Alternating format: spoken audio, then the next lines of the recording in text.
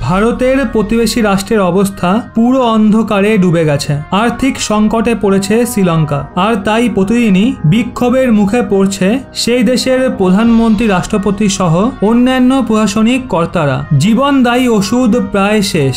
এই সিচুয়েশনে চিকিৎসকরা আশঙ্কা করছে করোনা তো এত মৃত্যু হয় না, যাই আর্থিক বিপর্যয়ের কারণে হতে পারে। ভারতের প্রতিবেশী দেশে গত 2 সপ্তাহ ধরে বিদ্যুৎ উৎপাদন প্রায় বন্ধ রয়েছে, আর বিদ্যুতের অভাবে থমকে গিয়েছে চিকিৎসার পরিষেবা। শ্রীলঙ্কার মেডিকেল অ্যাসোসিয়েশনের পক্ষ থেকে জানানো হয়েছে অস্ত্রোপচারের জন্য প্রয়োজনীয় যন্ত্রপাতি এবং দরকারি ওষুধ আর নেই। শ্রীলঙ্কার চিকিৎসকরা বলছেন এই দেশে গত মাস থেকে রুটিন অস্ত্রোপচার করা হচ্ছে না, কারণ অ্যানেস্থেসিয়া দেওয়ার ওষুধ নেই। জীবনদায়ী ওষুধ প্রায় শেষ, এমনকি অত্যন্ত গুরুত্বপূর্ণ অপারেশনগুলো পরিকাঠামোর অভাবে করা যাবে না, আর তাতেই থেকে যাচ্ছে প্রাণহানির আশঙ্কা।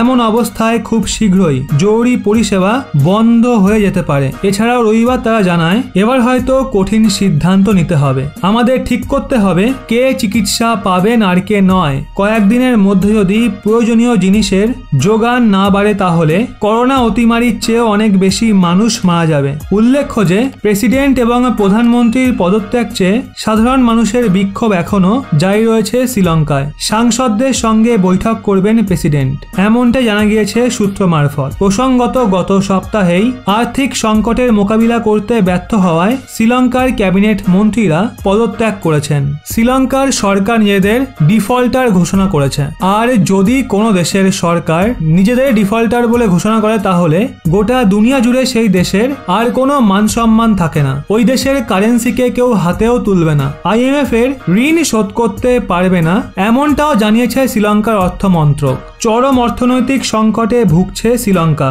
এই অবস্থা থেকে বেরোতে শ্রীলঙ্কাকে আর্থিক প্যাকেজ দিয়ে সাহায্য করার কথা ভেবেছিল ইন্টারন্যাশনাল মনিটারি ফান্ড, যদিও এখনো সেই অর্থ পায়নি শ্রীলঙ্কা। এই অবস্থাতেই শ্রীলঙ্কার অর্থমন্ত্রকের তরফে জানানো হয়েছে তারা $5,100 কোটি বা প্রায় 4 লক্ষ কোটি টাকার ঋণ শোধ করতে পারবে না।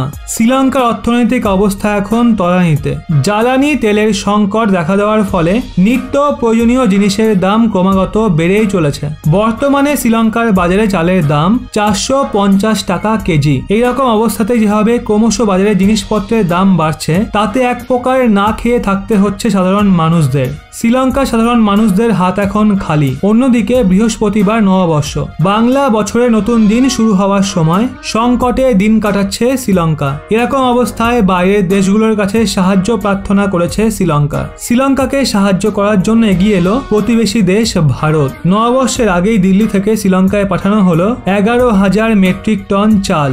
এই চাল ভারত থেকে শ্রীলঙ্কা পাঠানো হয়েছে কলম্বোর চেন গ্লোরি জাহাজটির দ্বারা। অন্যদিকে শ্রীলঙ্কা ইতিমধ্যে ভারতের তরফ থেকে চাল গিয়েছে 16,000 মেট্রিক টন। যেভাবে দিনের পর দিন শ্রীলঙ্কার অর্থনৈতিক অবনতি হচ্ছে, তাতে ভবিষ্যতে শ্রীলঙ্কার অর্থনৈতিক দিক আরো কতটা ভয়ঙ্কর হবে সেটাই এখন প্রশ্ন। তো বন্ধুরা, শ্রীলঙ্কার উদ্দেশ্যে ভারতের এমন সিদ্ধান্ত নিয়ে আপনাদের কি মতামত অবশ্যই কমেন্টে জানান। আর ভারতের এমন মহৎ পদক্ষেপের জন্য কমেন্টে জয় হিন্দ লিখতে কিন্তু একদমই ভুলবেন না।